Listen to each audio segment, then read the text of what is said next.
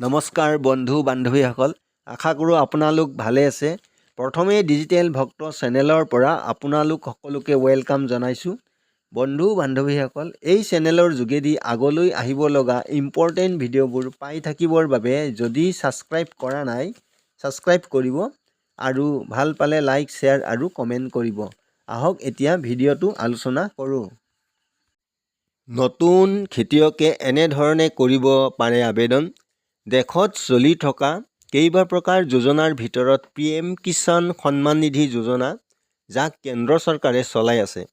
এই যোজনাৰ পৰা কৃষকসকল বহুতো উপকৃত হৈছে আৰু যদি আপুনি এজন যোগ্য খেতিয়ক বা উপযুক্ত খেতিয়ক হয়, তেন্তে এই যোজনাত আবেদন কৰি আপুনিও লাভ কৰক প্ৰত্যেক বছৰত 6,000কৈ টকা। PM কিষাণ সন্মান নিধি যোজনাত কেনেকৈ ৰেজিষ্ট্ৰেশ্যন প্ৰচেছ কৰিব? আপুনি নিজেও নিজৰ মোবাইলত অনলাইন প্ৰচেছ কৰিব পাৰিব বা CSC চেণ্টাৰত গৈও কৰিব পাৰিব। ভাৰত চৰকাৰে খেতিয়কসকলৰ বাবে PM কিষাণ সন্মান নিধি যোজনা চলাই আছে। এই যোজনাৰ যোগ্য কৃষকসকল প্ৰতি বছৰে 6,000 টকাকৈ পাই আছে, অৰ্থাৎ 2,000কৈ বছৰত 3টা কিস্তিত পোনপটীয়াকৈ PM কিষাণ হিতাধিকাৰীৰ বেংক একাউণ্টত জমা হয়। চৰকাৰে DBTৰ যোগেদি কৃষকসকলৰ বেংক একাউণ্টত ট্ৰান্সফাৰ কৰি দিয়ে। এনেধৰণৰ যোজনাৰ বাবে আপুনিও যদি এজন উপযুক্ত ব্যক্তি বা কৃষক হয় আৰু আপুনি যদি আজিলৈকে আবেদন কৰা নাই, তেনেহ'লে আপুনিও এই যোজনাত ৰেজিষ্ট্ৰেশ্যন কৰিব পাৰিব বা পাৰে। PM কিষাণত আবেদন কৰিবলৈ হ'লে আপুনি এজন যোগ্য খেতিয়ক হোৱাটো বাঞ্ছনীয় বা বাধ্যতামূলক। ইয়াত আবেদন কৰিবলৈ হ'লে প্ৰথমতে আপুনি চৰকাৰী ৱেবছাইট pmkishan.gov.in যাব লাগিব।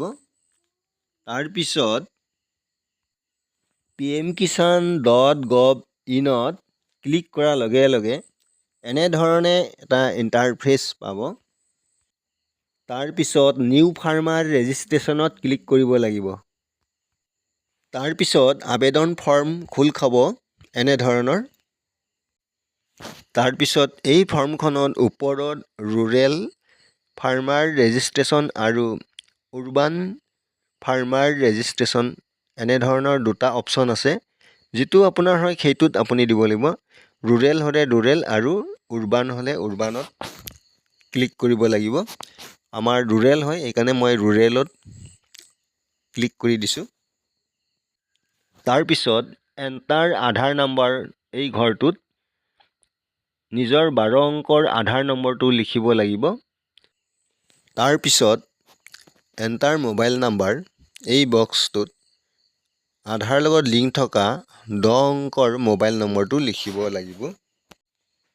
তাৰপিছত এই ঘৰটোত নিজৰ ৰাজ্য চিলেক্ট কৰিব লাগিব আৰু পিছত আপুনি স্ক্ৰীণত দেখা কেপচা কোডটো ভৰাব লাগিব।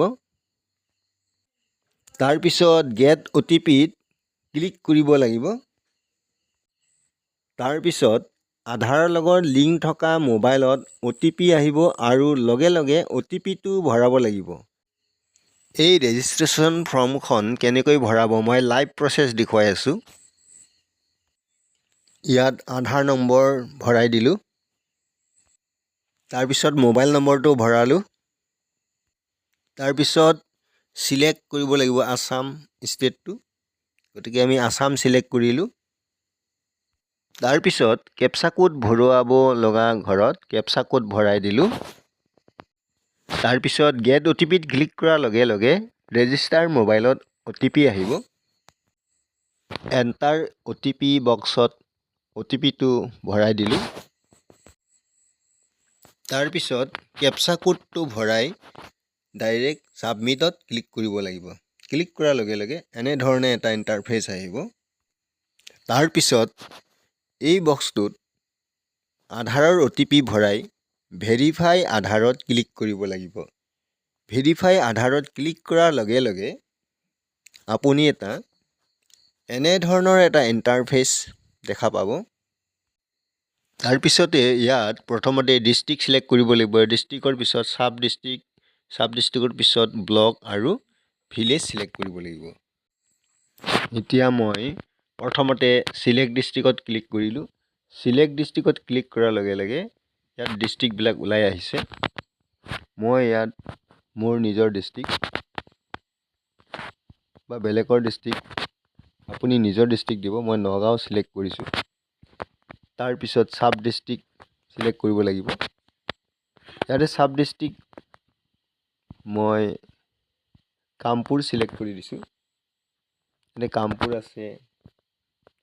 তাৰপিছত ব্লক, মই ইয়াত ব্লকটো কঠীয়াতলি ব্লক, এয়া দেখিছে কঠীয়াতলি ব্লকটো মই চিলেক্ট কৰি দিছোঁ। তাৰপিছত ভিলেজ, আপুনি আপোনাৰ নিজৰ ভিলেজটো চিলেক্ট কৰিব। মই ইয়াত যিকোনো এটা ভিলেজ চিলেক্ট কৰিছোঁ। তলত উলুমগুৰি NC বুলি আছে, সেই উলুমগুৰি NCটো মই চিলেক্ট কৰি দিছোঁ। উলুমগুৰি NC ভিলেজটো একেবাৰে তলত আছে। এয়া দেখিছে উলুমগুৰি NC, ক্লিক কৰিলোঁ। এতিয়া আমাৰ এইটো গোটেইটো চিলেক্ট কৰা হৈ গ'ল। তাৰপিছত কেটেগৰী চিলেক্ট কৰিব লাগিব। মই ইয়াত ST চিলেক্ট কৰিছোঁ। ST চিলেক্ট কৰা হৈ গ'ল। আধাৰৰ OTP ভৰাই ভেৰিফাই কৰাৰ লগে লগে আধাৰৰ থকা যিজন ব্যক্তিৰ নাম, তেওঁৰ সকলো তথ্য অৰ্থাৎ এড্ৰেছ আৰু তেওঁৰ নাম গোটেইটো ফৰ্মখনত অট'মেটিক ফিল আপ হৈ যাব। তাৰপিছত ফাৰ্মাৰ টাইপত চিলেক্ট কৰিব। ফাৰ্মাৰ টাইপত চিলেক্ট কৰাৰ লগে লগে স্মল আৰু অৰ্ডাৰ্ছ ওলাব। আপুনি যদি স্মল হয় স্মল দিব আৰু অৰ্ডাৰ্ছ হ'লে অৰ্ডাৰ্ছত ক্লিক কৰি দিব। তাৰপিছত ইয়াত লেণ্ড ৰেজিষ্ট্ৰেশ্যন ID নাম্বাৰ ভৰাব আৰু ইয়াতে ভৰাব আপোনাৰ ৰেচন কাৰ্ড নাম্বাৰটো। তাৰপিছত BMKMY যদি কৰিছে য়েছ দিব আৰু যদি কৰা নাই নো দিব। তাৰপিছত নীলা ৰঙৰ টেবুলটোত আপুনি চিৰিয়েল নম্বৰ, ডাক নম্বৰ, পট্টা নম্বৰ আৰু আপোনাৰ কিমান বিঘা মাটি, এই গোটেইখিনি তথ্য লিখিব, আপোনাৰ নিজৰ মাটিৰ তথ্যবোৰ। তাৰপিছত ছাপৰ্টিং ডকুমেণ্ট হিচাপে আপোনাৰ নামৰ মাটিৰ খাজনাৰ ৰচিদখন 200 KB চাইজৰ কৰি আপুনি আপলোড দিব লাগিব। আপলোড দিয়াৰ পিছত তলত দিয়া বক্সত ছেভ বুলি লিখা আছে, সেই ছেভটোত ক্লিক কৰাৰ লগে লগে আপোনাৰ ৰেজিষ্ট্ৰেশ্যন সম্পূৰ্ণ হৈ যাব। তাৰপিছত আপুনি এটা ফাৰ্মাৰ ID পাব আৰু মনত ৰাখিব আধাৰ কাৰ্ডখনৰ যি নম্বৰ থাকে আপোনাৰ 12 অংকৰ, সেইটোৱে আপোনাৰ ফাৰ্মাৰ ID হয় আৰু সেই ফাৰ্মাৰ IDখন আপুনি কম্পিউটাৰৰ পৰা উলিয়াই ল'ব লাগিব। তাৰপিছত আপুনি এখন অনলাইনৰ পৰা ফৰ্ম উলিয়াই অফলাইনত লিখি আপুনি অফিচত জমা দিব লাগিব। তাৰপিছতহে আপোনাৰ PM কিষাণ সম্পূৰ্ণ হৈ যাব, অৰ্থাৎ আপুনি এজন PM কিষাণ হিতাধিকাৰী হ'ব। বন্ধু বান্ধৱীসকল, আপোনালোকে যদি নিজে মোবাইলত কৰিব নাজানে তেনেহ'লে আপুনি ওচৰৰ CSC চেণ্টাৰত গৈও এই কামটো কৰিব পাৰিব। বন্ধু বান্ধৱীসকল, কোনো এখন ডকুমেণ্ট আপোনালোকে যদি 200 KB চাইজৰ বনাব নাজানে তেনেহ'লে মোৰ এই চেনেলত এখন ভিডিঅ' দিয়া আছে, সেইটো চালে আপুনি জানিব পাৰিব।